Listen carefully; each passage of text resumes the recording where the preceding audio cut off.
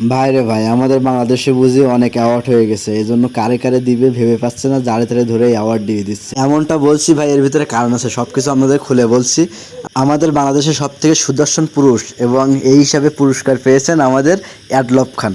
ইনি হলেন সেই অ্যাডলব খান। এখন কথা হলো, সে সুদর্শন ভাই আমি মানি, কিন্তু আমি কোনো অ্যাঙ্গেল থেকে তাকে পুরুষ ভাবি না ভাই। পুরুষ কোনো অ্যাঙ্গেল থেকে আমার কাছে লাগে না। এখন আপনাদের কেমন লাগে সেটা আপনারা কমেন্টে মতামত করে জানাবেন। আর হ্যাঁ, এখন আপনারা বলতে পারেন যে কেন ভাই আপনারা সেই তার কোনো দিক থেকেই ছেলে মনে হয় না। প্রথম কথা, তার আমার ড্রেস সেন্স ভালো লাগে না। তার ড্রেস আপগুলো সম্পূর্ণ মেয়েলি মেয়েলি ভাব এবং চলন বলন কথাবার্তার আপনি না শুনলে বুঝতে পারবেন না তার কতটা মেয়েলি মেয়েলি ভাব। সেক্ষেত্রে আমি তাকে পুরুষভাবে সম্মতি দিতেই পারি না।